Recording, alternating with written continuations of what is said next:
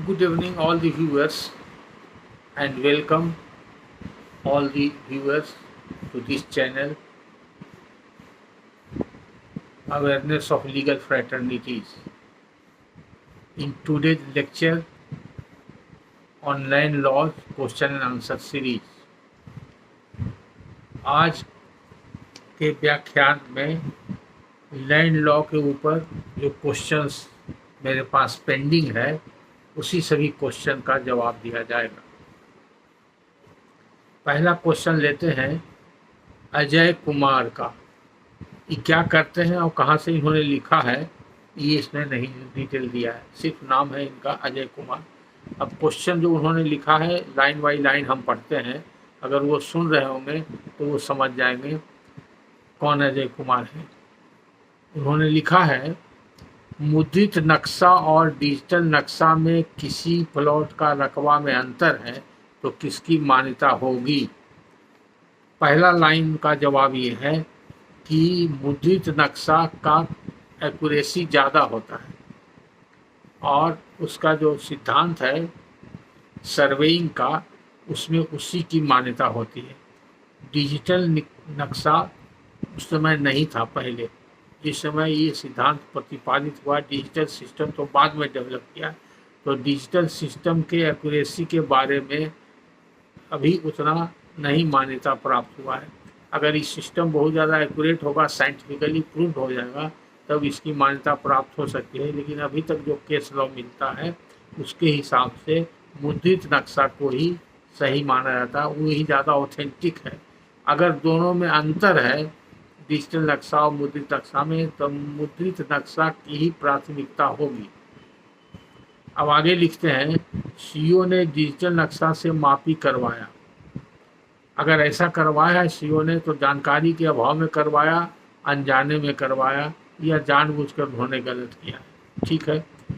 आप लिखते हैं, डीसीएलआर के यहाँ अपील में क्या निर्णय हो सकता है। अभी तो डीसीएलआर के पास आप आवेदन दीजिएगा, अपील में कुछ समझाइएगा, जो वकील आपके जाएंगे बहस करेंगे, वो कानून दिखाएंगे कि ये डिजिटल नक्शा प्रिवेल नहीं करेगा, उसका एक्यूरेसी नहीं है, और प्रिंटेड नक्शा मुद्रित नक्शा का ही एक्यूरेसी। अगर ये सिद्धांत समझा दिए डीसीएलआर को, कानूनी प्रावधान बता दिए, तो आपके पक्ष में आदेश हो जाएगा। डीसीएलआर क्या निर्णय देगा ये तो हम नहीं कह सकते हैं। डीसीएलआर अगर ईमानदार आदमी है, कानून का जानकार है, तो सही देगा। अगर कानून का जानकार है भी और बेईमान आदमी है, घूस ले लिया, जैसा कि रोज आजकल सुन रहे हैं, घूस लेकर डीसीएलआर रोज फैसला बेच रहा है, तो वो आपके खिलाफ करेगा। तो ये हमसे मत पूछे कि डीसीएलआर क्या करेगा। क्या हो सकता है कानून में, हम ही राय दे सकते हैं। कानून में आपके पक्ष में आदेश होने की संभावना है, अगर डीसीएलआर को ये समझा दिया जाए कि कानून का सिद्धांत ये है कि मुद्रित नक्शा की प्राथमिकता है डिजिटल नक्शा के ऊपर, और मान्यता जब भी होगी तो मुद्रित नक्शा की मान्यता होगी और उसी से जो नाप होगा वही सही माना जाएगा। अब आगे लिखते हैं, सर मेरे पिताजी ने 20 साल, अभी दूसरा प्रश्न इनका आ गया। बहुत से लोग ऐसा करते हैं कि प्रश्न के साथ प्रश्न कुछ लगा देते हैं। ये भी हम अनुरोध करते हैं आप लोगों से, और जो जरूरी हो वही प्रश्न पूछिए, और एक बार में वो प्रश्न का उत्तर आने दीजिए, तो फिर दोबारा दूसरा प्रश्न पूछिएगा। सर मेरे पिताजी ने 20 साल पहले एक खेसरा में जमीन खरीदा। नक्शा से 20 डिसमिल है, जबकि खतियान में 24 डिसमिल है। अब इस पर यहीं पर बता देते हैं कि नक्शा में और खतियान में अगर भिन्नता है तो इसका भी सिद्धांत बना हुआ है। इस पर हाई कोर्ट का और सुप्रीम कोर्ट का बहुत सा निर्णय है, जिसके हिसाब से नक्शा की मान्यता है, खतियान की मान्यता नहीं है। यानी कि अगर खतियान में 24 डिसमिल है और नक्शा में 20 डिसमिल है, तो माना जाएगा कि 20 डिसमिल का ही प्लॉट था, 24 डिसमिल नहीं माना जाएगा। अब आगे लिखते हैं, पहले हमने 2004 में खतियान के हिसाब से एक हिस्सेदार से 12 डिसमिल खरीदा और म्यूटेशन कराकर शांतिपूर्वक कब्जा में है। उसी खसरा में से दूसरा हिस्सेदार खतियान के अनुसार शेष 12 डिसमिल 2006 में बेच दिया। अब झगड़ा हो गया, आपने देखा 24 डिसमिल है खतियान में और एक हिस्सेदार से आप लिखा लिया 12 डिसमिल आधा, ठीक लिखा है, आपने कोई गलती नहीं किया खतियान के हिसाब से। लेकिन अब जो दूसरा आदमी है उसका पटीदार है, वो होशियार होगा, समझदार होगा, या किसी से पूछा होगा, तो वो देखा कि नक्शा में तो ये 24 डिसमिल है नहीं, 20 डिसमिल ही है। तो 20 डिसमिल में आपको तो हिस्सा 10 डिसमिल ही होता था, तो आप 12 डिसमिल कैसे खरीदिएगा। तो दूसरा आदमी जो है 20 डिसमिल बेच दिया, वो भी 12 डिसमिल बेच दिया। तो जब आप 12 डिसमिल लिए तो वो देखा कि वो 12 डिसमिल बेचे हैं, तो हम भी 12 डिसमिल बेचते हैं, आधा के हकदार हैं, तो उसने भी सही किया। तो ज़मीन जो है रबड़ का तो फीता है नहीं, जब ज़मीन पर नापने गया होगा, आप 12 डिसमिल आपको कब्जा करनी हो तो उसको 10 ही डिसमिल मिलेगा। टोटल ज़मीन जो है 24 के बजाय 20 ही डिसमिल है, तो उसको 8 डिसमिल मिलेगा। 12 डिसमिल लिखा लिया और आपका कब्जा हो गया, म्यूटेशन हो गया, तो सही में बचा वहाँ पर 8 डिसमिल। तो जो दूसरा पटीदार आधा का था उसको भी आधा अधिकार था, तो आपके हिसाब से अगर 24 माना जाएगा तो 12 अधिकार था, और अगर उसको 20 माना जाएगा तो आपको 10 होगा, 10 उसका होगा। तो 10 उसका होगा तो वो अभी 10 भी नहीं उसको मिला होगा, अभी उसको 8 मिल रहा होगा। इसलिए आप आगे लिखते हैं, दूसरा क्रेता चाहता है कि नक्शा से आधा आधा बंटवारा हो, इसमें मेरा 2 डिसमिल ज़मीन कम हो जाता है। कम होगा ही, नक्शा में जो है 20 डिसमिल है तो आधा किया जाएगा।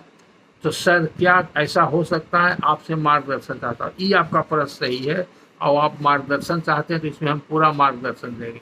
अब सिद्धांत समझ लीजिए, पहले सिद्धांत समझिए, कानून समझ लीजिए। वो सिद्धांत ये है कि नक्शा और खतियान में रकबा में भिन्नता होने पर नक्शे की मान्यता है और प्राथमिकता है, खतियान की प्राथमिकता नहीं है। ये कि पहला सिद्धांत। अब आइए आपका केस, अगर मान लीजिए राम और श्याम 2 भाई था, यही दोनों भाई का इजमाली प्रॉपर्टी था, तो दोनों का आधा आधा हिस्सा हुआ, ठीक है। तो आपने राम से खरीद लिया आधा, यानी कि आप खतियान देख करके 24 का आधा खरीद लिया, ठीक है। 12 डिसमिल खतियान में चूंकि था 24 डिसमिल, तो 12 आप खरीद लिए, तो आपने कोई गलती नहीं किया। लेकिन उसमें हो सकता है आपको मालूम नहीं हो कि ये जो है ज़मीन भिन्नता है इसमें खतियान में और नक्शा में, अनजाने में भी खरीद सकते हैं, या जिस व्यक्ति ने बेचा उसको भी इसकी जानकारी नहीं, वो अनजाने में बेच सकता है। तब दूसरा व्यक्ति जो बेचा वो भी अनजाने में बेच सकता है, क्योंकि वो देखा कि 24 डिसमिल है खतियान में, 12 बिक चुका है, आधा का पटीदार आधा बेच दिया, राम बेच दिया, तो आधा जो श्याम का बचा 12 डिसमिल बचा, तो श्याम ने भी 12 डिसमिल बेचा, तो कोई गलती नहीं किया। अब दोनों खरीदार के बीच में डिस्प्यूट होगा, तो अगर वो 12 डिसमिल लेगा तो आप तो 12 डिसमिल नहीं बचेगा, आपको 10 डिसमिल बचेगा। तो न वो 12 डिसमिल ले सकता है, न 12 डिसमिल आप ले सकते हैं। तो इसमें बेहतर होगा, सुविधा होगा दोनों पक्षों को कि नक्शा को मान करके आप लोग ज़मीन आधा आधा बांट लीजिए।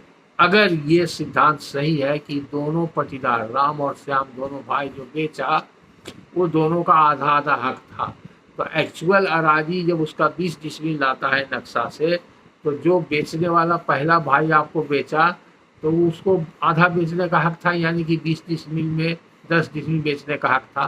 तो गर्चे की वो आपको 12 डिसमिल लिख दिया, लेकिन आपको टाइटल 10 डिसमिल पर होगा।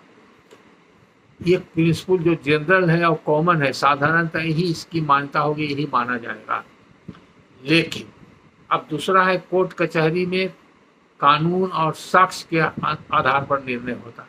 अभी आपने नहीं लिखा है कि दूसरा व्यक्ति कोई केस किया है कि नहीं किया है, और अगर केस किया है तो कहाँ किया है, या अभी मौखिक दावा कर रहा है। तो दोनों बात बताते हैं। अगर मौखिक दावा कर रहा है तो आप उसको यही कहिए कि भाई पहले हमने खरीदा 12 डिसमिल ज़मीन, और जो खरीदा वो कागज़ से खरीदा, खतियान से देख के खरीदा, तो हम 12 डिसमिल के खरीदार हैं, 12 डिसमिल का हमको चौहद्दी है, 12 डिसमिल पर मेरा कब्जा है, तो मेरा हिस्सा हमको टाइटल पहले मिल गया 12 डिसमिल पर, तो जो बाकी बचेगा वही ना आप लीजिएगा, हमारा ज़मीन में आप कैसे लीजिएगा। तो आप अपने खरीदार बेचने वाला से आप क्लेम कीजिए, वो आपस में विक्रेता जो दोनों भाई है वो आपस में निर्णय करेगा खरीदार आपस में इसको नहीं समझौता कर सकते हैं, न लड़के जीत सकते हैं। खरीदार समझौता इस बात का करेंगे कि दोनों शांतिपूर्वक आधा आधा पर आ जाए। अब इसमें क्या हो सकता है, आपके पक्ष में भी हो सकता है, विपक्ष में भी हो सकता है। अगर ऐसा केस आप बनाते हैं कि राम और श्याम दोनों भाई के पास इस प्लॉट के अलावे भी और बहुत सा प्लॉट, और कुछ प्लॉट में उसको अराजी मिला, कुछ प्लॉट में उसको अराजी मिला, और इस प्लॉट में उसको 12 डिसमिल बट के ही मिला था, और बाकी जो बचा हुआ अराजी था वो या 12 हो या 8 हो, वो बचा हुआ श्याम को मिला था। अगर ऐसा केस मिलेगा और इसको बटा हुआ था, इसका अराजी बटा हुआ था, 12 डिसमिल पर बट करके कब्जा आया था, और इसका सामंजस्य और भी दूसरे प्लॉट से मिला जुला के बटा हुआ था, ऐसा केस बनाते हैं और प्रमाणित करते हैं, और आपका कब्जा 12 डिसमिल पर है और चौहद्दी 12 डिसमिल का दिया हुआ है, उसके हिसाब से कब्जा है, और म्यूटेशन में 12 डिसमिल हो गया और रसीद भी आपका हो गया, कोई ऑब्जेक्शन नहीं किया, तो आप केस जीत भी सकते हैं, 12 डिसमिल आपका हो सकता है। लेकिन इसमें आपको केस बनाना पड़ेगा उसी हिसाब से उन दोनों भाई के बीच में कितने जमीन का बंटवारा हुआ था, उसके आधार पर अलग और भी प्लॉट का सहारा लेकर के तब एक चार्ट बनाना पड़ेगा। इस प्लॉट में इतना, इस प्लॉट में इतना, और इस प्लॉट में उसको 12 डिसमिल ही मिला था। तो जो 12 डिसमिल इस प्लॉट में मिला था, इसका माने टोटल अराजी आधा करने में दूसरा भाई को दूसरे प्लॉट में अगर एडजस्ट हो जाता है तो काम चल सकता है, तो आपका एक प्लॉट बच जाएगा। अगर ऐसा नहीं होता है तो मान्यता यही होगा कि दोनों आधा आधा ले लीजिए, 10-10 डिसमिल ले लीजिए। अब आगे आप लिखते हैं दूसरा, फिर तीसरा सवाल, सर मिलजुमला खेसरा क्या होता है? मिलजुमला खेसरा दो तरह से इस्तेमाल होता है। अगर 2-3 खेसरा है मिला हुआ तब मिलजुमला का मतलब मिला जुला हुआ, अमलगमेटेड। और मिला जुला हुआ खसरा से लोग जमीन बेचता है लोग, जैसे मानिए कि प्लॉट नंबर 5 है और 8 है और 10 है, 3 प्लॉट है, तीनों का अलग अलग अराजी है, 10 डिसमिल, 5 डिसमिल, 15 डिसमिल, और उस तीनों मिला करके 25 और 5 30 डिसमिल होता है। 30 डिसमिल से आपको 12 डिसमिल बेच दिया, तो 12 डिसमिल में सेल डीड में तीनों प्लॉट लिखा हुआ है, तो वो 12 डिसमिल किस खसरा का आपको मिला अलग से निकालना, जब तक के अमीन उसको ठीक से नाप करके नक्शा बना के नहीं दिखाएगा सर जमीन पर के हिसाब से, कागज पर नहीं दिखावेगा और नक्शा के हिसाब से, तब तक ये कहना मुश्किल है कि तीनों मिला जुला खसरा में से किस खसरा में आपको 12 डिसमिल जमीन खरीदे हैं। तो माना जाएगा कि तीनों का मिला जुला हुआ आप खरीदे हैं, तो उसको कहा जाएगा तीनों का अराजी लिखा जाएगा, और उसमें से मिलजुमला अराजी, मानिए मिलजुमला अराजी 30 डिसमिल में से 12 डिसमिल, तो इसका मतलब है तीनों प्लॉट के मिले जुले भाग से 12 डिसमिल लिया गया। लेकिन अलग अलग प्लॉट का भाग निकालना तभी संभव होगा जब अमीन उसको नक्शा से नाप करके ठीक से निकालेगा, और सेल डीड में भी वैसा नक्शा बना के दिया जाएगा, तब मारता उसकी होगी। दूसरा है, आपने आगे लिखा है कि खसरा नंबर 830 एवं 831 में से मिलाकर 15 डिसमिल केवाड़ा से लिया है, क्या जमीन दोनों खसरा में से मिलेगा? अब यहाँ पर 2 ही खसरा है, तो इसमें भी वही आंसर है जो पहले का दिया है आंसर, लेकिन इसमें स्थिति बदल सकती है। अब 2 ही प्लॉट है, तो उसकी स्थिति क्या है नक्शा के हिसाब से। मान लिए कि प्लॉट नंबर 830 उत्तर में है और 831 दक्षिण में, ठीक है, और दोनों मिलाकर 15 डिसमिल केवाड़ा से लिया है, तो दोनों में 15 डिसमिल आप लिए हैं, और चौहद्दी से पता चलता है कि आप दक्षिण तरफ का ही पोर्शन दिखाए हैं, दक्षिण तरफ का पोर्शन लिखाए हैं, और वो 15 डिसमिल दक्षिण वाला 831 प्लॉट से पूरा हो जाता है, तो आपको माना जाएगा सिर्फ 831 पर आपका हक है। हालांकि दोनों मिल जुमला लिखा हुआ है, लेकिन आपका चौहद्दी से पता चलता है कि 831 दक्षिण तरफ है, दक्षिण के तरफ ही आप लिखाए हैं। 831 के दक्षिण मान लीजिए किसी का 832 प्लॉट है, तो दक्षिण चौहद्दी में 832 दिया हुआ है, उस आदमी का नाम दिया हुआ है, तो आप सबसे दक्षिण में लिखाए हैं। तो अगर सबसे दक्षिण में 831 का रकबा 15 डिसमिल पूरा हो जाता है, तो आपको माना जाएगा कि 831 नहीं आपका खरीदारी हुआ, उसी पर आपका हकीकत हुआ।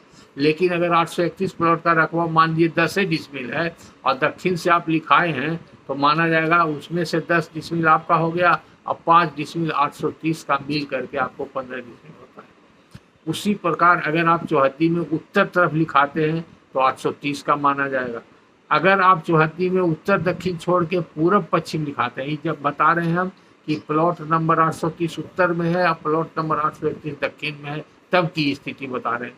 अगर उत्तर दक्षिण की स्थिति में प्लॉट है, आप पूरब तरफ का हिस्सा लिखाते हैं, तब यानी कि दोनों में से आधा आधा आपका 15 इंच में दोनों मिला के जहाँ तक जाएगा, लंबाई चौड़ाई उसमें देना पड़ेगा। और ऐसे की स्थिति में लंबाई चौड़ाई लिख देने से ज़्यादा अच्छा रहता है और चौहद्दी क्लियर लिखना चाहिए, तो दोनों खसरा माना जाएगा। और उसी तरह से पश्चिम में अगर लिखेंगे, पश्चिम तरफ लिखाया है चौहद्दी के हिसाब से पश्चिम वाला पोर्शन लिखा गया है, तो दोनों खसरा से माना जाएगा। ये हो गया अजय कुमार जी आपके तीनों प्रश्नों का आंसर। अब आपको तो कोई कंफ्यूजन नहीं होना चाहिए।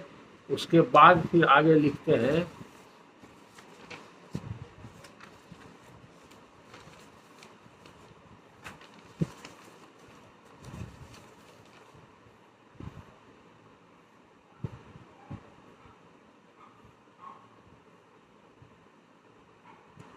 बहुत सारा प्रश्न लिखते हैं, है न। ये बराबर कहते हैं कि लगातार इतना प्रश्न नहीं लिखिए और जो जरूरी हो वही एक प्रश्न लिखिए। अगला प्रश्न है इनका, अब इन्हीं का है कि हो सकता है कि और किसी दूसरे का हो। आप अगर आप ही का आ जाएगी तो आप ध्यान दीजिएगा, और अगर दूसरे का कोई होगा प्रश्न तो, क्योंकि आप स्थान अपना लिखे नहीं है क्या करते हैं, इसलिए कभी कभी कन्फ्यूजन हो जाता है। फिर आगे वाला प्रश्न हम पढ़ रहे हैं, आगे वाला प्रश्न पढ़ रहे हैं, मधेपुरा एसडीओ से 1933 में नीलाम खरीद हुआ, सेल सर्टिफिकेट का कागज कहाँ से मिलेगा? ये अलग प्रश्न है। तो सेल सर्टिफिकेट का कागज जो होता है वो जो नीलाम खरीदार होता है उसको मिल जाता है। सेल सर्टिफिकेट उसका एक रिकॉर्ड में रहता है, तो आपको पता करना पड़ेगा जिस कोर्ट से नीलामी हुआ उसी कोर्ट में उसका मिलेगा सेल सर्टिफिकेट। उसका एक कॉपी वहाँ रहता है, वहाँ से मिलेगा, और नहीं तो उसका ऑर्डर शीट मिलेगा, ऑर्डर शीट से पता चलेगा। अगर सेल सर्टिफिकेट रिकॉर्ड में नहीं है सेकेंड कॉपी, क्योंकि सेल सर्टिफिकेट मिल जाता है जो नीलाम खरीदार होता है उसको मिल जाता है, तो ओरिजिनल कोर्ट उसको देता है, उसका एक कॉपी रिकॉर्ड में रहना चाहिए, वो रिकॉर्ड में होगा तो उससे आपको कॉपी मिल सकता है। उसके बाद फिर लिखते हैं अगला प्रश्न, मौखिक बदलैन में मिली जमीन को केवाला द्वारा बिक्री कर दिया, अब जिसका जमीन था उसका पुत्र दावा कर रहा है कि यह मेरा जमीन है। खरीदार क्या करे? जमीन पर खरीदार का कब्जा है। हालांकि इसका भी व्हाट्सएप पर हमने रिप्लाई दिया था, फिर भी आपको इसका रिप्लाई दे रहे हैं। अगर मौखिक बदलैन हुआ और मौखिक बदलैन के बाद जमीन पर कब्जा, बदले हुए जमीन पर कब्जा हो गया दोनों पार्टी का अपने अपने बदलैन वाली जमीन पर, और उसके हिसाब से उसका रसीद पुर्जा कट गया, म्यूटेशन हो गया, तो ये पक्का है। हालांकि बदलैन अगर 100 रुपया का जमीन है वैल्यू का या उससे ज़्यादा का है तो मौखिक बदलैन कानून में परमिसिबल नहीं है, उसकी मान्यता नहीं है। लेकिन अगर मौखिक बदलैन हो गया, बहुत ज़्यादा दिन हो गया, 12 साल से ज़्यादा हो गया और कब्जा चला रहा है, तो उसकी मान्यता हो जाएगी। उसको रजिस्ट्री से जैसे सेल डीड होता है, केवाला होता है, वैसे बदलैन का भी कागज लिखना चाहिए था। बदलैन का कागज लिखना रजिस्ट्री से तब पक्का होता।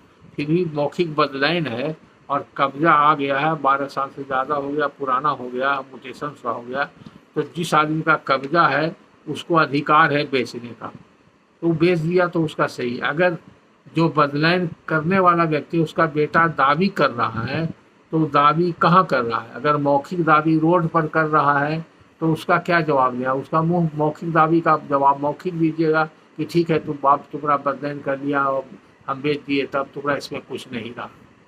और उसका जो प्रमाण में कागज होगा वही होगा, सेल डीड में लिखा हुआ होगा, जो आदमी बेचा उसमें लिखा हुआ होगा कब किससे बदलैन हुआ, कौन प्लॉट से बदलैन हुआ। कातिब लोग होशियार पहले रहता था तो लिखता था, तो अगर उसमें लिखा हुआ है तो बहुत अच्छी बात है। अगर लिखा हुआ नहीं है तो म्यूटेशन के आदेश में देखना होगा, म्यूटेशन का ऑर्डर देखिए। अगर उसमें भी नहीं है तब वो कोई केस करेगा तो कोई वकील से मिल करके उसी तरह का केस बनाइएगा कि अमुक तारीख को बदलैन हुआ और बदलैन के हिसाब से बदलैन वाले प्लॉट पर कब्जा दखल आया और कब्जा दखल के आधार पर दोनों पार्टी का अपने अपने कब्जा दखल के आधार पर म्यूटेशन हुआ। म्यूटेशन के आधार से रसीद कट रहा है और 12 साल से ज़्यादा से शांतिपूर्ण कब्जा दखल में आ रहे हैं। इस बीच में जो आदमी बदलैन किया उसके परिवार के किसी सदस्य ने कोई आपत्ति नहीं किया। ये सब केस बनाना होगा आवेदन में, या जो जहाँ भी जिस तरह का केस होगा उसमें आपत्ति में लिखना होगा, तब आपका केस सही रहेगा। जो बदलैन वाले का पुत्र दावा कर रहा है उसका दावा बेकार हो जाएगा। तो ये तो आप लिखा नहीं कि कहाँ दावा किया है, वैसे कह देना मुँह से आसान है, उसको दावा करना और साबित करना कोर्ट में उसके लिए भी मुश्किल है। वो टाइटल सूट से ही इसका निराकरण हो सकता है।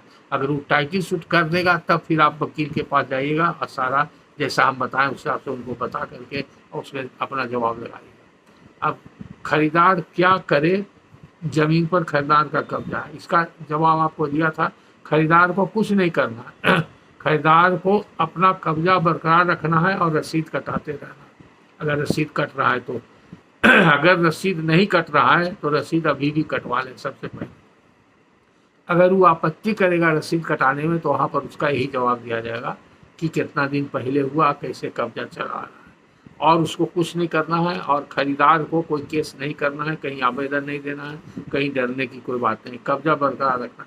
हाँ, अगर ज़मीन पर बलपूर्वक जाके के कुछ लठैत की तरह काम करेगा तो आप पुलिस का मदद ले सकते हैं, पुलिस में FIR कर सकते हैं या SDO कोर्ट में आवेदन दे करके 144 से 107 की कार्रवाई करवा सकते हैं। अब फिर अगला प्रश्न करते हैं। प्रश्न पर प्रश्न है, छड़ी लगा दी है प्रश्न का। अगर आप ही है मेरे ख्याल से तो हमको लगता है आप ही वाला प्रश्न के आगे अजय कुमार जी लिखा हुआ है। तो अगला प्रश्न है अजय कुमार जी का। इतना प्रश्न एक आदमी का होगा तो और बहुत से लोगों को, इसलिए बहुत लोग का प्रश्न पीछे रह जाता है और उन लोग को जवाब देने का मौका नहीं मिलता है। इसलिए और भी श्रोता लोग जो लोग बराबर प्रश्न करते हैं आप ही के ऐसा उनको भी ज़रूरत है, तो उनका भी ख्याल कीजिए कि सभी का समय आप ही में नहीं चला जाए। अगला प्रश्न फिर एक नया प्रश्न है। वो नया प्रश्न क्या है, वो लिखते हैं, सर एक आदमी ने अपने कमाई से 20 डिसमिल जमीन खरीदा, उसकी मृत्यु हो गई, एक लड़का एक लड़की पत्नी एवं माँ एवं पिता जिंदा है, बंटवारा कैसे होगा?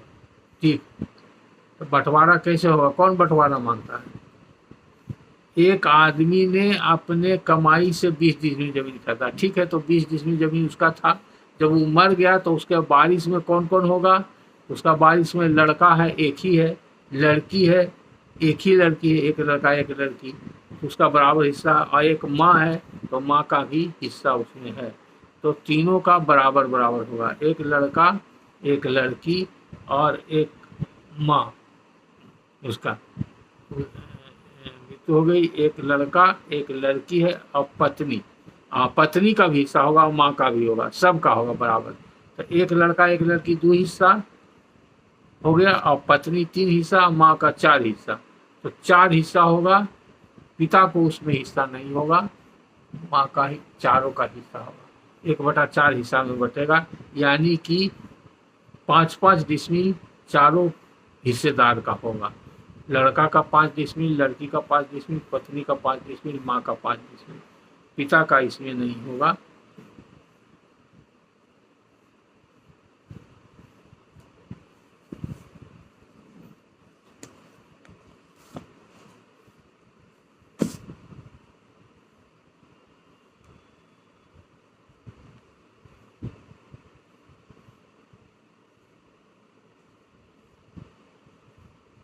अब इसके बाद एक प्रश्न है, पता नहीं इन्हीं का प्रश्न है कि किसी दूसरे श्रोता का है, उन्होंने नाम नहीं लिखा है। कुछ लोग न नाम लिखते हैं, न पता लिखते हैं, न कुछ पैसा लिखते हैं, तो बड़ा मुश्किल होता है। तो जो श्रोता सुनेंगे तो वो अपना समझ जाएंगे अपना प्रश्न। हम सिर्फ प्रश्न, इसलिए हम प्रश्न लाइन बाई लाइन पढ़ लेते हैं। वो प्रश्न है BLDR act, Bihar land dispute resolution act, जो नया एक्ट बना है जिसमें DCLR को पावर दिया गया है जब भूमि विवाद संबंधित के तहत खरीदी गई रहती भूमि पर कोई केस पड़ोसी चला सकता है कि नहीं। ऐसा एब्सर्ड सवाल आप लोग पूछते हैं, कोई पड़ोसी आपको गाली दे सकता है कि नहीं, कोई पड़ोसी आपको मार सकता है कि नहीं, इसका जवाब कोई वकील देगा।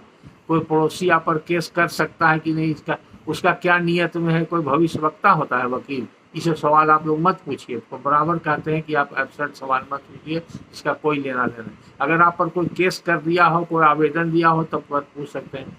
कोई बाजी, कोई ग्राउंड हो तो आप पूछ सकते हैं। वो क्या करेगा आपका पड़ोसी, कर सकता है नहीं कर सकता। और सवाल पूछने का लहजा और तरीका उस तरह से होना चाहिए कि समझे।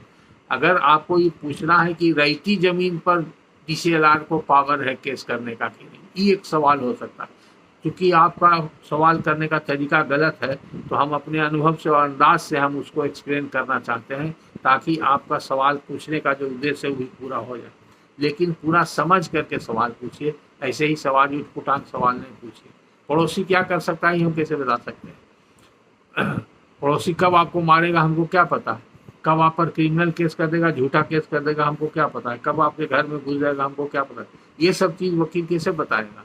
कानून की बात बता सकते हैं, तो कानून की बात यह है कि DCLR को जो पावर मिला है इस एक्ट के अंदर मिला है, वो सरकार के द्वारा कोई ज़मीन बंदोबस्त कर दिया गया है, अलॉट कर दिया गया है या सेटल कर दिया गया है, उस ज़मीन से संबंधित अगर कोई विवाद होता है, जिस विवाद का जिक्र उस एक्ट में है, उसका निराकरण के लिए DCLR को पावर है।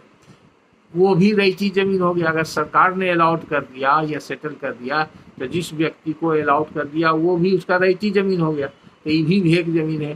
तो ऐसा जमीन जो रैयत का जमीन पहले से है, रैयती है, सरकार से अलॉटेड नहीं है, सरकार से सेटलमेंट लिया हुआ नहीं है, यानी कि वो जमींदारी उन्मूलन के पहले से उसका रैयती है, या जमींदार के द्वारा सेटलमेंट से वो रैयती हो गया, या जमींदारी उन्मूलन के बाद बिहार सरकार द्वारा लगान निर्धारित करके उसको रैयती बना दिया गया। मान लिया वकास वगैरह था, अगर हुआ था, सेटलमेंट था, तो किसी भी प्रकार से वो रैयती जमीन हो गया, रैयती डिक्लेयर हो गया, रैयती राइट उसको क्रिएट हो गया जिस व्यक्ति को।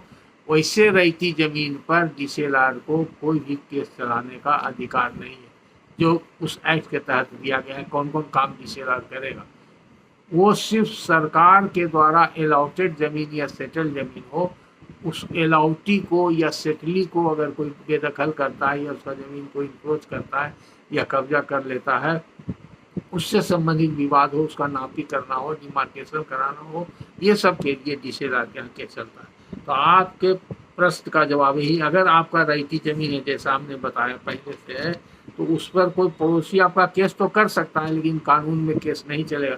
केस करने से आप रोक नहीं सकते हैं। तब आपका वही प्ली लीजिएगा कि DCLR को जुरिडिक्शन नहीं है, क्योंकि मेरा ही रैयती ज़मीन है, इतना ज़माने से मेरे कब्जा में चला रहा है, और ऐसे ऐसे रैयती कैसे ज़मीन ही आपको कहा, मेरे खतियान में नाम है, मेरे बाप दादा के नाम से चला रहा है, या मेरा किसी रैयत से मेरा खरीदारी है, जो भी तरीका है वो सब ज़मीन का बारे में विवरण देना होगा, जिससे पता चले कि आपका रैयती राइट है, पहले से चला रहा है, आप गवर्नमेंट से सेटली या अलॉटी नहीं है, गवर्नमेंट से बंदोबस्त नहीं लिए हैं, इसलिए तब इसमें DCLR को कोई जुडिक्शन नहीं है। तो पड़ोसी अगर केस करेगा अभी तो केस नहीं चलेगा, वो खारिज हो जाएगा। अब फिर आगे आप ही का प्रश्न है या दूसरे का प्रश्न है, ये भी यहाँ पर कंफ्यूजन है, लेकिन फिर आपको हम बता रहे हैं, उसी प्रश्न के कंटिन्यूएशन में लिखा हुआ है, इसलिए हम बता रहे हैं, फिर पढ़ रहे हैं। ये अलग मैटर है। सर, जमींदारी रसीद और बिहार सरकार रसीद रकबा 9 कट्ठा, एक प्लॉट 6 कट्ठा है, दूसरा प्लॉट 3 कट्ठा का पता नहीं चल रहा है, पंजीदू पर 9 कट्ठा है, कैसे पता चलेगा। तो ये कहीं कानून के किताब में लिखा हुआ नहीं है, इसका हम नहीं बता सकते हैं। आप वहाँ पर कर्मचारी से पूछिए, आज ज़मीन पर जाकर के उसको वेरीफाई कीजिए। पंजीदू में प्लॉट नंबर और अराजी अगर लिखा हुआ है तो ठीक है, अगर नहीं लिखा हुआ है तो माना जाएगा कि दोनों प्लॉट मिला करके आपको 9 कट्ठा है, और एक प्लॉट का रकबा 6 कट्ठा, दूसरा प्लॉट का 3 कट्ठा है, का पता नहीं चल रहा है। तो 2 प्लॉट अगर वहाँ है तो अब एक प्लॉट का 4.5 कट्ठा भी हो सकता है, दूसरे का 4.5 भी हो सकता है, एक का 5 भी हो सकता है। यहाँ पर अंदाज से कैसे 6 और 3 बोल रहे हैं, इसके पीछे कोई कारण होगा। तो आप क्या कहना चाहते हैं और आपके कागज में क्या है, आप सही सही व्याख्यान नहीं कर रहे हैं, इसलिए हम आपको सही सही उत्तर नहीं दे पा रहे हैं। वो किस कागज में कैसे लिखा हुआ है, आपका क्या प्रॉब्लम है, उससे समझ में आता है। तो ये पता चलेगा वो दोनों प्लॉट जो है, वो प्लॉट का खतियान में देखिए कितना अराजी है और नक्शा में देखिए कितना अराजी है। तो खतियान में जो अराजी है उस अराजी को सही मान करके आप पंजी 2 में देख लीजिए। खतियान में अगर एक प्लॉट का 6 कट्ठा है तो दूसरा प्लॉट का 3 कट्ठा, पता चल जाएगा, खतियान से उसका मिलान हो जाएगा। अगर ज़्यादा है तो आपको अपने निर्णय करना पड़ेगा कि किसमें से कितना है कब्जा, तो उसको आप सरजमीन पर उसको नपवाइए, अमीन से नपवा लीजिए तो पता चलेगा। तब अगर आप चाहते हैं कि पंजी 2 में उसका हम सही सही एंट्री करावें तो आवेदन दीजिए, और नहीं तो सर्किल अमीन जो होता है सर्किल कार्यालय में, सर्किल ऑफिस में, वो अमीन के पास आवेदन दीजिए अंचल अधिकारी को, उससे नपवा करके और एरिया निकाल के किस प्लॉट का कितना एरिया है तब आपके पंजी 2 में चढ़ा देगा ही। या तो अपना प्राइवेट अमीन से नपवा करके आप अपने कन्फर्म हो करके तब आवेदन दीजिए, या अंचल अधिकारी को आवेदन दे करके नापी करवा लिए, उसका जो शुल्क है जमा कर दिया अमीन का, और नापी करके प्रतिवेदन दे देगा, उस हिसाब से पंजी 2 में सुधार हो जाएगा। तो पंजी 2 में पता चलेगा कि कौन प्लॉट 6 कट्ठा है, कौन प्लॉट 3 कट्ठा है, या कौन प्लॉट 5 कट्ठा या 4 कट्ठा, जो भी है वो आ जाएगा। तो आपके प्रॉब्लम का सॉल्यूशन निकल गया। उसके बाद अगला प्रश्न है, कुछ इसी तरह का प्रश्न है, लेकिन ये प्रश्नकर्ता का नाम और पता कुछ नहीं लिखा हुआ है, इसलिए हम उस प्रश्न को पढ़ते हैं। और संभवतः ये अजय जी का प्रश्न नहीं है, ये दूसरे अजय कुमार का ही प्रश्न नहीं है, दूसरे श्रोता का प्रश्नकर्ता का प्रश्न है।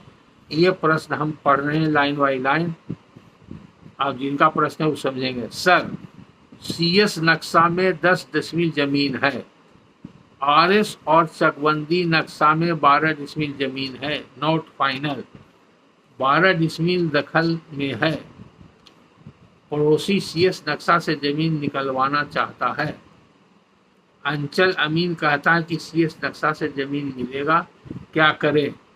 अमीन कहता है कि नॉट फाइनल नक्शा का मान्यता नहीं है। एकदम अमीन सही कहता है, और अंचल अमीन जो है वो आपको ठीक बता रहा है, CS नक्शा से जमीन निकलेगा, आपको कुछ नहीं करना है। देखिए कानून क्या कहता है, जो भी नक्शा बनता है जिस सर्वे में, उस सर्वे जब तक वो सर्वे का डॉक्यूमेंट जीवित है, यानी कि लागू रहता है।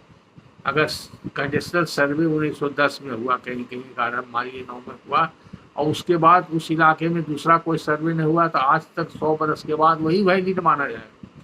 लेकिन अगर उसी इलाका में दूसरा सर्वे हो गया, रिविजनल सर्वे हो गया, तो वो कैडेस्ट्रल सर्वे की मान्यता समाप्त हो गई, क्योंकि वो सरकार का कानून ऐसा है, सरकार का उत्तरदायित्व है कि रिकॉर्ड ऑफ राइट को हमेशा अप टू डेट करे। 100 साल पहले जो आदमी था वो मर गया, उसका बेटा भी मर गया, पोता भी मर गया, तो आज किसका प्रॉपर्टी देखने के लिए जरूरी है सर्वे करना। अगर जिस आदमी का था उसकी बेच दिया, या उसका नीलाम हो गया, इजारा कर दिया, कोई बाहरी आदमी ले लिया, तो इस सब वजह से परिवर्तन होते रहता है। परिवर्तन होने के कारण समय समय पर सर्वे किया जाता है। तो अगर कैडेस्ट्रल सर्वे के बाद जिस इलाका में रिविजनल सर्वे हुआ है, और रिविजनल सर्वे प्रॉपर ढंग से होकर समाप्त हो गया है, और रिविजनल सर्वे का नक्शा बन गया, खतियान बन गया, तो इसी की मान्यता होगी। कैडेस्ट्रल सर्वे खतियान की मान्यता समाप्त हो जाएगी। वो इस बात के लिए उसकी मान्यता रहेगी कि जिस समय वो बना था वो सही था, और RS खतियान बनने के पहले तक वो सही था, उसको मान्यता वही तक रहेगी। जैसी RS खतियान बन गया तो उसकी मान्यता समाप्त हो गई। आगे खरीद बिक्री होगा, जमीन का नापी होगा तो RS खतियान होगा। उसी प्रकार RS खतियान के रहते हुए अगर चकबंदी हो गया तो चकबंदी का खतियान और नक्शा सबसे ऊपर होता है, इसकी मान्यता होगी, तो RS की मान्यता समाप्त हो जाएगी। लेकिन अगर दोनों RS और चकबंदी फाइनल नहीं हुआ है, माने वो अभी ड्राफ्ट है, अभी पेंडिंग है, किसी कारण से, बहुत जगह सरकारी सुस्ती के कारण, सरकारी कर्मचारी के अभाव में, और सरकार के इच्छा शक्ति के अभाव में, और उसका जो विभागीय संरचना है उसमें गड़बड़ी के कारण बहुत जगह अधूरा रह गया चकबंदी और रिविजनल सर्वे बिहार में। तो स्थिति बहुत खराब है यहाँ पर, भूमि के कानून के हिसाब से यहाँ पर सुधार नहीं हो रहा है जैसा होना चाहिए। तो वैसी स्थिति में उसकी मान्यता नहीं है। तो अगर विवाद कुछ होगा तो CS खतियान और CS नक्शा से ही नापी का प्रावधान है, और उसी से नापी किया जाएगा। इसलिए अंचल अमीन जो कहता है कि CS नक्शा से ज़मीन मिलेगा। तो आपको इसमें कोई झगड़ा करने से कोई फ़ायदा नहीं है। आपको जो CS नक्शा में 10 डिसमिल ज़मीन है, 10 डिसमिल ही आपका रहेगा। क्योंकि RS जब बना तो 2 डिसमिल किसी दूसरे का आप में चला आया होगा। अगर सचमुच में 2 डिसमिल आपका चला आया है और RS बने हुए कुछ दिन हो गया, 12 साल से ज़्यादा हो गया, और आपका कब्जा 12 डिसमिल पर है और उसको आप कागजी सबूत से प्रमाणित कर सकते हैं, तो सिविल कोर्ट में अगर टाइटल सूट चलेगा तो कब्जा के आधार पर आप 12 डिसमिल का टाइटल आपको हो सकता है, नक्शा नहीं भी फाइनल हुआ है, तो ये अलग मैटर है। लेकिन अगर आप लड़ाई नहीं लड़ना चाहते हैं सिविल कोर्ट में, पहले आपको टाइटल करना पड़ेगा। तो 2 डिसमिल के लिए आप टाइटल कीजिएगा। अगर आपका विरोधी पार्टी टाइटल कर देगा तब उसमें लड़िएगा। तो आप इस आधार पर, कब्जा के आधार पर जीत सकते हैं, नॉट फाइनल में भी जीत सकते हैं अगर 12 साल से ज़्यादा हो गया है तो। लेकिन ऐसी स्थिति आपका है नहीं, केस से कोई संबंधित नहीं, आप ऐसे ही जानना चाह रहे हैं। तो जानने के लिए मेरा आंसर है, जो आपका प्रश्न है उसका संदर्भ में आंसर है कि नक्शा से नापी होगा। CS नक्शा में 10 डिसमिल है तो 10 डिसमिल ही मानता होगा। अमीन जब भी नापेगा, विवाद होगा, नाप के निकालेगा तो आपको 10 डिसमिल निकाल देगा। बाकी जो CS नक्शा में बगल का प्लॉट होगा जिसका, उसको मिलेगा। RS नक्शा को देखा गया अभी नहीं, और चकबंदी के नक्शा को देखा गया। अब उसके बाद एक अलग प्रश्न करता है, इन्होंने भी कोई नाम नहीं दिया है लेकिन इनका फ़ोन नंबर है और मुजफ्फरपुर लिखा हुआ है। इससे समझ जाएंगे, हम उनका फ़ोन नंबर पढ़ देते हैं एक बार। 9693287816। ये मुजफ्फरपुर से कोई प्रश्न करता है, जो प्रश्न किए हैं। इनका प्रश्न अब हम पढ़ रहे हैं, ये जरूर सुनेंगे तो समझ जाएंगे। अलग अलग क्षेत्र में कट्ठा, धूर, बीघा का मान अलग अलग क्यों होता है? एक क्षेत्र में एक कट्ठा 5 डिसमिल के बराबर है तो कहीं 4 डिसमिल तो कहीं 4.5 डिसमिल होता है। ऐसा क्यों होता है? लग्गी का मान अलग अलग क्यों होता है? पूरे भारत में धूर, कट्ठा एवं बीघा एक लग्गी एक ही समान क्यों नहीं है? इस पर विस्तार से वीडियो बनाइए। देखिए, ये प्रश्न तो आपका बहुत सही है, लेकिन ये कानून के अंतर्गत इसका कोई जवाब नहीं है। क्योंकि सर्वे के इतिहास में जाइएगा, मेरा सर्वे पर लेक्चर दिया हुआ है पहले।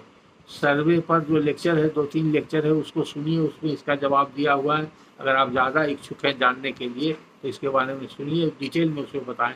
फिर भी आपके सवाल का जवाब दे रहे हैं।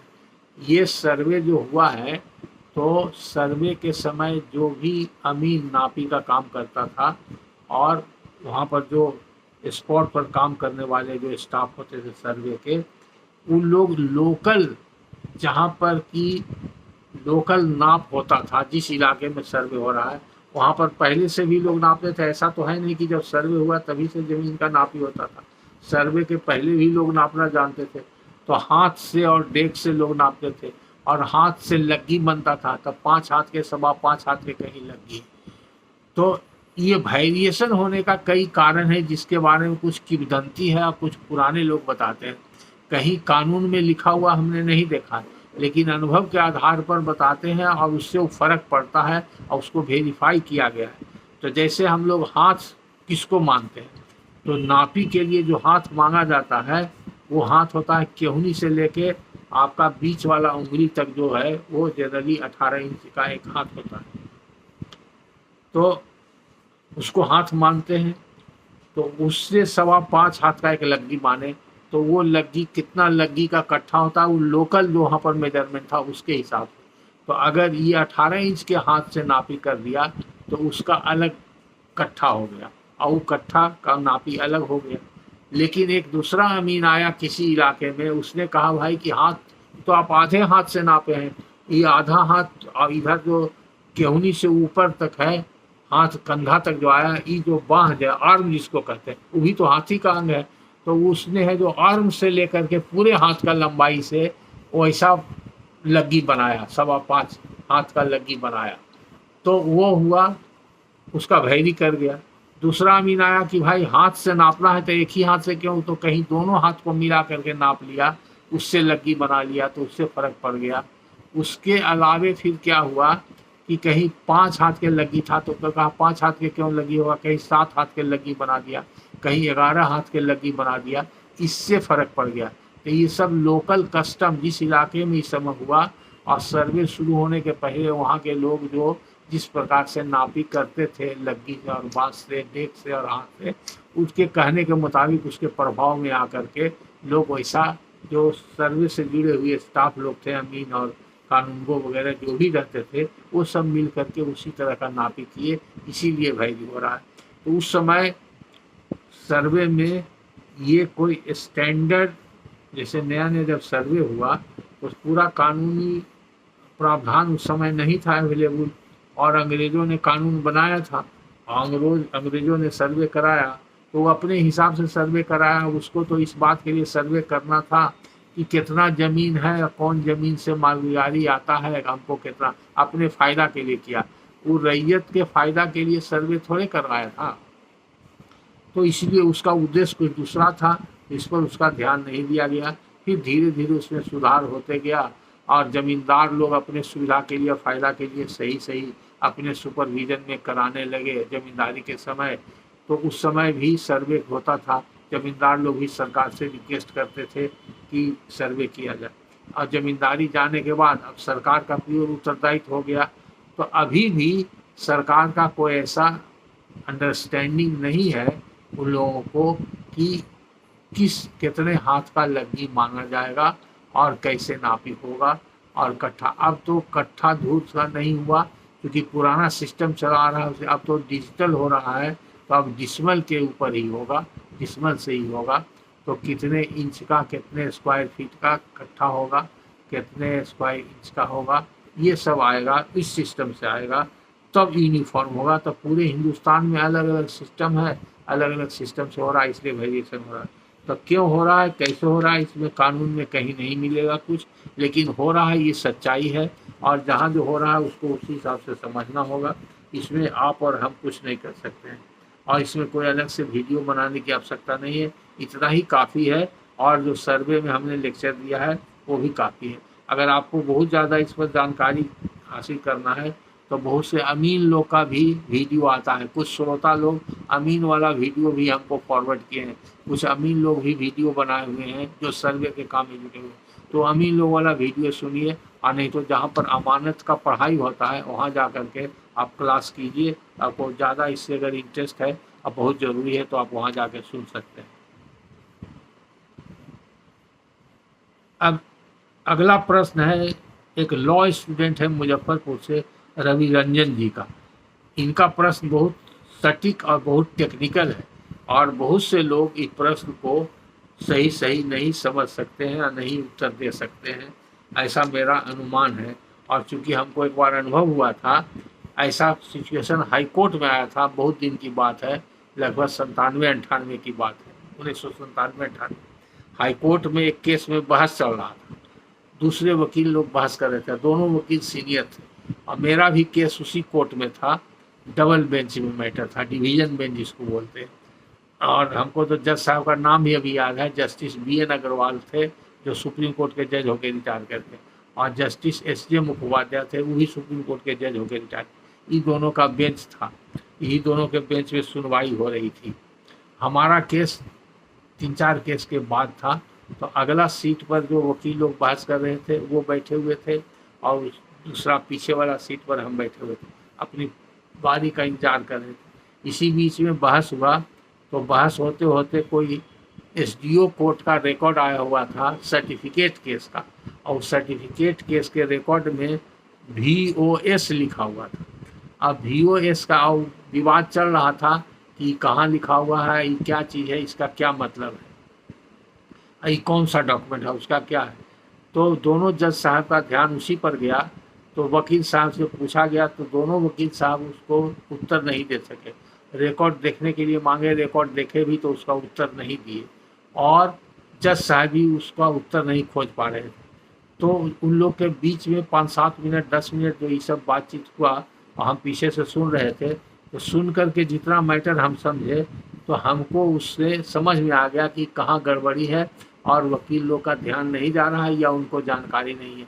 तो अमूमन हाई कोर्ट में अगर कोई केस बहस हो रहा है तो दूसरा वकील जो उस केस में नहीं है उसको अपने आप उसमें इंटरवीन करने का और खड़ा होने का अधिकार नहीं है और न वो अच्छा माना जाता।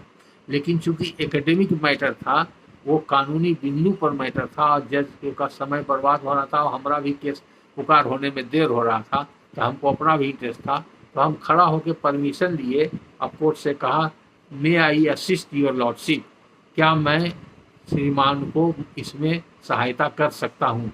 तो जज साहब हमको पहचानते थे, उन्होंने कहा yes mister Singh come forward, हमको पीछे से आगे बुला लें, कहीं बताइए व्हाट यू वांट टू से। तो हमने कहा VOS का माने होता है, शॉर्ट में लिखा हुआ रहता है VOS। आप चूंकि वकील हैं इसलिए हम इतना डिटेल में बता रहे हैं, और भी हम पहले कुछ लेक्चर में बताए हैं और जुडिशियल एकेडमी में जब जज को पढ़ाए हैं तो उसमें भी बताए हैं। तो VOS का पूरा फॉर्म होता है वाइड ऑर्डर सीट। अब वाइड ऑर्डर सीट से वो नहीं समझे तो आप भी वही वाइड VID वाइड आप पूछे हैं हमसे, तो पहले आपका वाइड का जवाब दे देंगे तो वो हाईकोर्ट की घटना के बारे में बताएंगे। ये वाइड आप लिखते हैं, वाइड म्यूटेशन का अर्थ क्या होता है, पहला सवाल। दूसरा, यह वर्ड जमाबंदी रजिस्टर पर हुआ था, वो जमाबंदी रजिस्टर पर लिखा हुआ आपने कहीं देखा होगा। फिर लिखते हैं जमाबंदी रजिस्टर पर संक्षिप्त में अंग्रेजी का लेटर WP लिखा हुआ है, तो इसका क्या अर्थ होता है। तो आपका दो प्रश्न हो गया, एक प्रश्न हो गया वाइड म्यूटेशन का अर्थ क्या होता है, और दूसरा प्रश्न हुआ WP का अर्थ क्या होता है। और ये दोनों आपने लिखा है कि लिखा हुआ है जमाबंदी रजिस्टर पर लिखा हुआ है, और जमाबंदी रजिस्टर पर संक्षिप्त में अंग्रेजी का लेटर WP लिखा हुआ है। तो यहाँ पर और एक चीज़ बता देते हैं कि सरकारी रसीद आप जो देखिएगा, पुराना रसीद 10 साल 20 साल पुराना रसीद और आजकल का भी कुछ करंट रसीद भी देखिएगा तो आपको मिलेगा बहुत सारा इस पर छपा हुआ रहता है WP, या हाथ से लिखा हुआ रहेगा WP, या किसी में मोहर लगा हुआ रहता है विदाउट प्रिजुडिस। ये सरकारी रसीद में देखिएगा, ये 56-57 के बाद का सरकारी रसीद से लेके आज तक कभी कहीं पर मिलेगा कहीं पर नहीं मिलेगा, क्योंकि लिखने का सबको निर्देश था लेकिन कर्मचारी लोग नहीं लिखता है। तो उसका माने भी बताएंगे WP का माने क्या होता है। तो सबसे पहले वाइड का मतलब है VID, वाइड लैटिन शब्द है, उसका मतलब होता है रेफर या देखें। जैसे हम आपको कहें वाइड AIR 1920 पटना, इसका मतलब है कि आप AIR 1920 पटना देखें। अगर हम मान लीजिए कोई बहस कर रहे हैं कोर्ट में और लिख करके दे रहे हैं कोर्ट को कि ये बहस जो कर रहे हैं ये वाइड 1920 पटना, यानी कि 1920 पटना AIR में जाइएगा तो ये चीज़ लिखा हुआ मिलेगा। तो सीधे मतलब है आप रेफर कीजिए, इसका मतलब है आप इसका संदर्भ लीजिए मतलब देखिए। तो वाइड का मतलब ये होता है। और WP का मतलब होता है विदाउट प्रिजुडिस।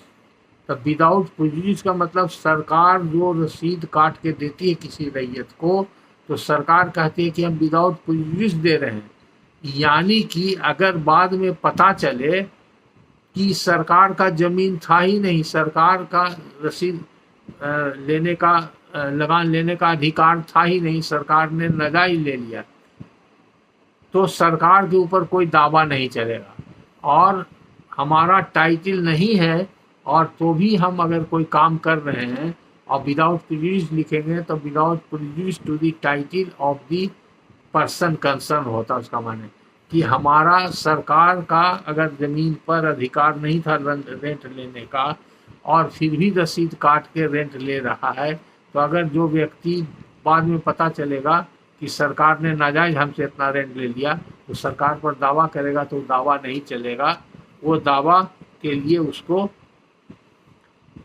कहीं पर जाने की आवश्यकता नहीं है, अगर जाएगा भी तो चलेगा नहीं, क्योंकि सरकार का डिफेंस उसमें दिया हुआ है without prejudice to his title, without prejudice to any claim. वो इसका मतलब ही बचने के लिए एक क्लाउज है कि इसमें विदाउट प्रिजुडिस लिखा जाता है। तो ये रसीद पर भी लिखा रहता है और जमाबंदी पर तो नहीं लिखा रहना चाहिए, लेकिन अगर कहीं पर लिखा हुआ होगा, जानबूझ के लिख दिया या गलती से लिख दिया, तो उसका मतलब ही यही है। उसी तरह से वाइड म्यूटेशन जरूरी है लिखा हुआ रहना। जब भी रजिस्टर 2 पर किसी का नाम चढ़ता है तो वाइड म्यूटेशन लिखा रहना चाहिए। जैसे सपोज कर लिए राम के नाम से जमाबंदी बना हुआ है, रजिस्टर 2 बना हुआ है 4 एकड़ जमीन का, और राम ने उसमें से 1 एकड़ जमीन श्याम को बेच दिया, तो श्याम जब म्यूटेशन करा लेगा तो 1 एकड़ जमीन उसके 4 एकड़ में से कट के चला जाएगा श्याम के जमाबंदी पर, उसका अलग रजिस्टर 2 बन जाएगा। तब ओरिजिनल जमाबंदी जो राम का है जिसमें 4 एकड़ था, तो उसमें लिखा हुआ रहेगा कि वाइड म्यूटेशन ऑर्डर इतना, या वाइड म्यूटेशन डेटेड इतना, म्यूटेशन ऑर्डर या केस नंबर इतना लिखा हुआ रहेगा। वाइड म्यूटेशन लिखा हुआ रहेगा कि उससे वो कट गया। अगर वहाँ नहीं लिखा हुआ है तो जिसका म्यूटेशन में श्याम को जुड़ा, तो उसके रजिस्टर 2 में लिखा रहेगा कि वाइड म्यूटेशन। कैसे ही आया, कैसे समझ में आएगा कि राम के जमीन जो जमाबंदी में था उस श्याम के जमाबंदी पर चलाया, क्या कारण है? तो इसके लिए वो देखिए म्यूटेशन, वाइड म्यूटेशन। तो उस म्यूटेशन के ऑर्डर को देखिए, म्यूटेशन के ऑर्डर देखने से पता चल जाएगा कि राम ने श्याम को 1 एकड़ बेच दिया था और श्याम ने म्यूटेशन के लिए अप्लाई किया था, उसका म्यूटेशन अलाउ हो गया। अलाउ हो गया तो राम जब बेच दिया तो अब वो जमीन का मालगुजारी राम नहीं देगा, सरकार उससे मालगुजारी नहीं लेगी, तो जो खरीदार है वो मालगुजारी देगा, इसलिए उसने म्यूटेशन के लिए अप्लाई किया। तो वाइड म्यूटेशन लिखा हुआ रहना चाहिए। किसी में वाइड नहीं भी लिखा रहता है, किसी में म्यूटेशन केस सिर्फ लिखा रहता है, या किसी में लिखा रहेगा वाइड ऑर्डर डेटेड इतना, इन म्यूटेशन केस नंबर इतना। तो उसका मतलब यही है कि आप म्यूटेशन केस देखें, या म्यूटेशन केस का रिकॉर्ड देखें, या म्यूटेशन का ऑर्डर देखें, तब आपको पता चलेगा कि ये जो अभी जमाबंदी कायम हुआ उसका आधार उसी म्यूटेशन से है। अदरवाइज वो निराधार और गलत जमाबंदी माना जाएगा। अगर जैसा कि हम बताएं कि राम ने बेचा श्याम को और श्याम ने म्यूटेशन नहीं कराया और श्याम ने अपना नाम कर्मचारी को मेल मिला के नाजायज चढ़ा लिया, तो उसका जमाबंदी नाजायज माना जाएगा और वो जमाबंदी बाद में कैंसिल भी हो जाएगा। तो इसीलिए वो म्यूटेशन का आधार होना चाहिए, किसी सक्षम पदाधिकारी का आदेश होना चाहिए म्यूटेशन का, तभी होगा। तो ये आप समझ गए रवि रंजन जी, क्योंकि आप लॉ स्टूडेंट है इसलिए इतना क्लियर कर दिए। तो अब आइए हाईकोर्ट में घटना जो घटी, VOS का माने वाइड ऑर्डर सीट, तो उसके लिए अभी आपको अगर आप प्रैक्टिस में अगर जाइएगा तब देखिएगा सिविल कोर्ट में और SDO कोर्ट में, जो अभी एग्जीक्यूटिव कोर्ट कहलाता है, वहाँ पर जो फाइलिंग होता है डॉक्यूमेंट या हाजिरी पैरवी रोज पिटिशन फाइल होता है, दोनों के फाइलिंग में दोनों का प्रावधान है कि टिकट लगता है। पिटिशन देते हैं तो उसमें टिकट लगता है, जिसको कोर्ट फीस स्टैम्प बोलते हैं। तो हाई कोर्ट में अलग रूल्स है और सिविल कोर्ट का अलग रूल्स है। तो सिविल कोर्ट में 2 रूल है। सिविल कोर्ट में ही क्रिमिनल केस भी होता है, तो उसका एक क्रिमिनल पार्ट है, एक सिविल पार्ट है। तो वहाँ पर जो SDO कोर्ट में पहले क्रिमिनल केस होता था, फौजदारी अदालत उसको बोलते थे, तो इसलिए वहाँ क्रिमिनल वाला रूल्स लागू होता है और सिविल कोर्ट में सिविल रूल्स लागू होता है।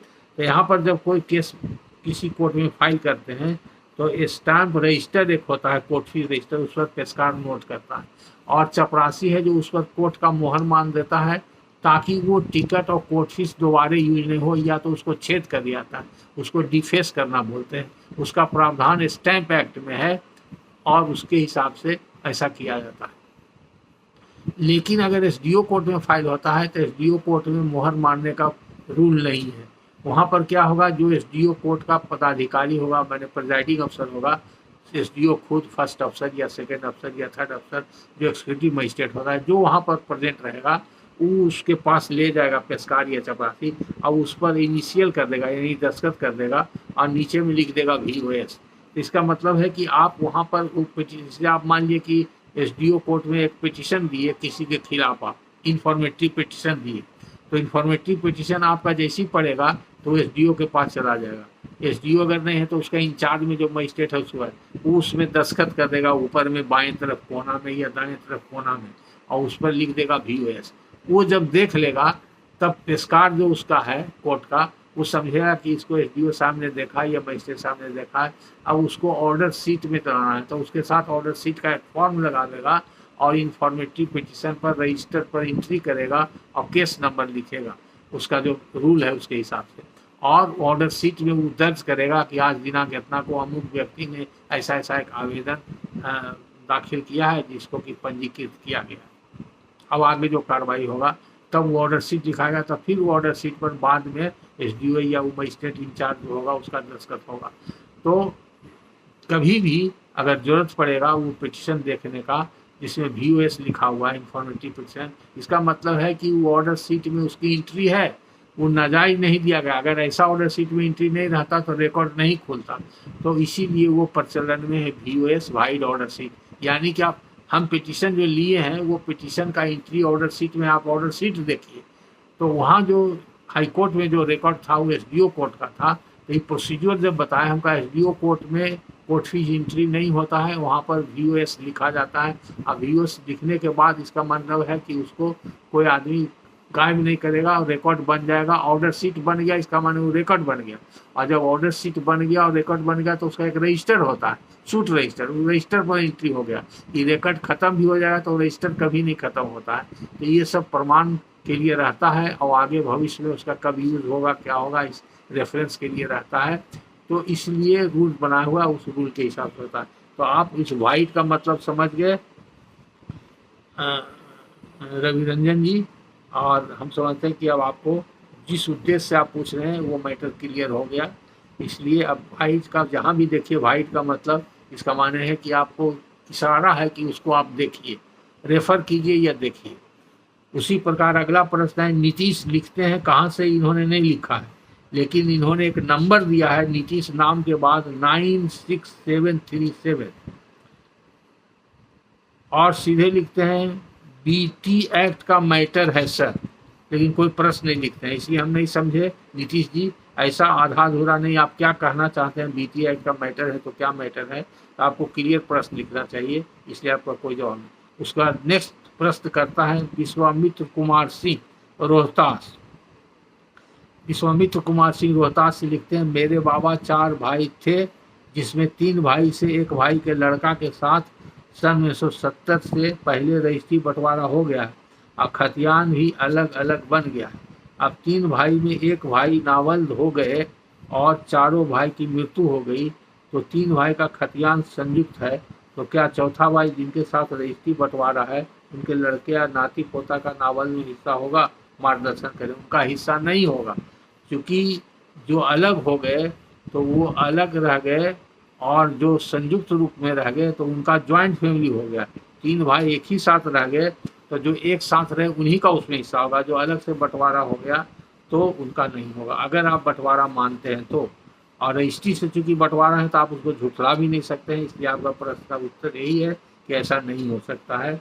उनको इस पर क्लेम करना बेकार है, और जो नावल्द थे उनका हिस्सा जाएगा जो भाई उनके साथ थे, जिनके साथ रहते हुए, क्योंकि बंटवारा चारों भाई में 4 जगह नहीं हुआ था, एक ही भाई अलग हुए थे और 3 भाई एक साथ रह गए थे, यानी कि तीनों भाई संयुक्त रह गए, तो उनका संयुक्त परिवार माना जाएगा। तो संयुक्त परिवार में एक आदमी अगर नावल्द होता है तो संयुक्त परिवार में जो सर्वाइवरशिप का कानून होता है, जो मेल है उनके पुरुष, जो उनके भाई भतीजा हैं जो जीवित हैं उन्हीं को मिलेगा, और जो बच गए अलग उनको नहीं मिलेगा। तो ये आपके प्रश्न का उत्तर यही हो गया विश्वामित्र कुमार सिंह जी। उसके बाद एक अलग प्रश्न करता है शिव कुमार पंडित मधुबनी से। ये प्रश्न करता है, लेकिन प्रश्न करता यही सही नहीं। बहुत से लोग क्या कर रहे हैं, और कई बार हम बोले हैं कि ऐसा ऐसा कागज़ को फोटो भेजते हैं जो दूरबीन लगा के भी नहीं पढ़ा जाता है, हमको उसमें समय भी लगता है। आपसे अनुरोध करते हैं वैसा कागज़ नहीं भेजिए, अगर आप वैसा कागज़ भेजिएगा तो हम व्हाट्सअप डिलीट कर देंगे, आप पढ़ेंगे भी नहीं, खोलेंगे भी नहीं, या तो आपका हम व्हाट्सअप ब्लॉक कर देंगे।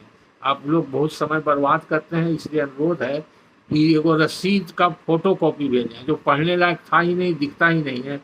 तो जब आपको ओरिजिनल में वहाँ नहीं दिखा था, हम यहाँ दूरबीन लगा के हमारे पास 4 आँख है कि देखेंगे, तो रसीद का साल हमसे पूछते हैं। ये सब बेवकूफ़ी वाला प्रश्न है, इसी के लिए हम बैठे हुए हैं कि मामूली मामूली वहाँ पर किसी भी आँख वाले आदमी से दिखा लेते तो देख के बता देता, अगर उसमें लिखा हुआ नहीं है तो कोई दूरबीन से कैसे देखेगा।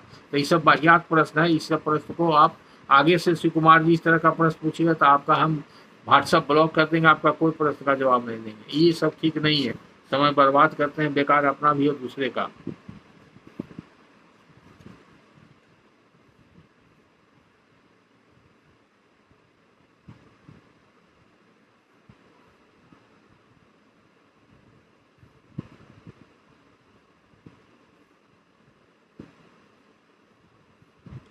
अजय कुमार कहाँ से ही लिखते हैं, ये तो कुछ नहीं लिखे हैं, क्या करते हैं ये भी नहीं लिखे हैं।